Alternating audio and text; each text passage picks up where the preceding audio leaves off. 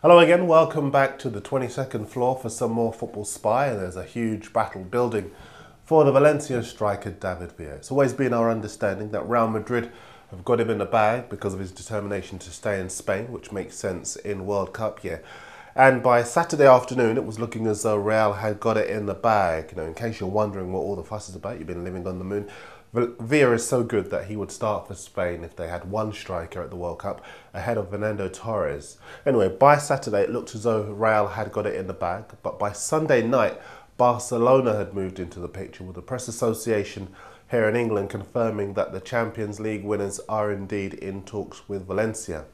We've got quotes here from Rafael Yuste, the Barca vice president, talking to Radio Catalunya, and he says here, there are many players who are interested in coming to play at Barcelona, and I think that people have to know this. The talks are absolutely open. That was Sunday night around about 10 o'clock. But now Manchester United are in the frame. The Mirror's Football Spy up in the north of England revealing today that United have made a £45 million bid for Villa. That one will unfold over the next 72 hours. Stick with us here on Spy, and we will keep you informed. Now, Jason Campbell is among a number of people who have emailed us on spy@mirror.co.uk to ask for some Arsenal gossip.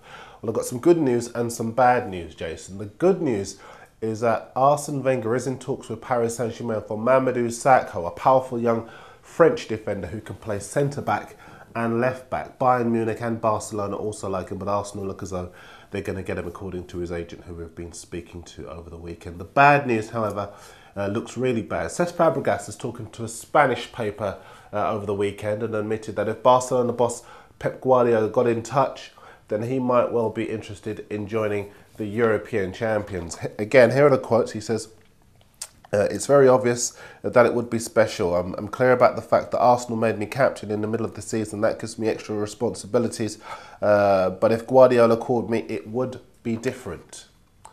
Now, it's an interesting one because there are lots of rumours doing the rounds that this might yet be another big one this summer. The stats also suggest that Arsenal didn't do too badly when Fabregas was injured during the season. Arsenal fans, get in touch and let me know what you think. Time for your messages, and a big hello to the Melbourne Liverpool Supporters Association. Thanks for your invite to come over for a beer. But if you were watching last summer and in January, you'll know that it's only an orange juice for me, as I don't drink. But anyway, Ahmad Sulaimi, I think I got that right, from the MLSA says, we're very curious about Rafa Benitez's transfers. So am I. But I can tell you that both Liverpool and Chelsea made huge bids for Portsmouth's Glenn Johnson over the weekend. He wants to go and play Champions League football with one of them, and Pompey say he could go. But bear in mind that both clubs already have right-backs that they've bought for big money yet have been frozen out. So maybe Johnson should be careful for what he wishes for. Still sticking with the Spy email, as I do often ask you to post there. Cade in Australia wants news on Hull transfers. We hear that their chief scout Bob Shaw is trawling France for some good players. We also hear that they're trying to get Kevin Nolan for a cut price fee from Newcastle. And it's no secret that they want to pair Aston Villa's Marlon Harewood with Fraser Campbell, who they should sign permanently from Man U when he gets back from the Under-21 European Championships in Sweden. And just on the European Championships, if you're watching the games from wherever you are around the world and you want some quality players to look out for, the chaps from imscouting.com have been in touch. They watch the show regularly, and they've offered us a comprehensive list of players that they think can do the business. We obviously can't show them all, but we'll maybe do a couple a day. Here are the first. Miralem Sulemani is a Serbian left-sided attacking midfielder who can also play up front. He's only 20 and he plays for Ajax, but a lot of people from some very big clubs are going to watch him over in Sweden over the next couple of weeks.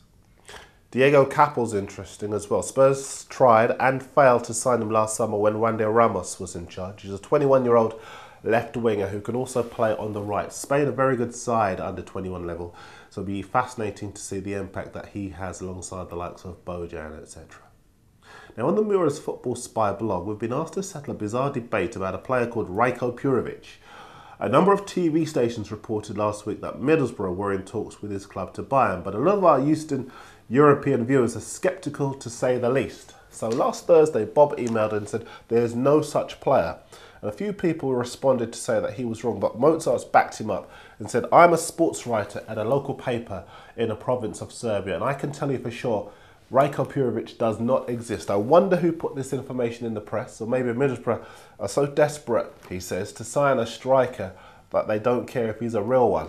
I don't know about that, but it really would appear that this guy doesn't exist. The chaps in the spy office normally find you a footage of any player on the planet, but with this one, indeed someone really has been had, it would appear.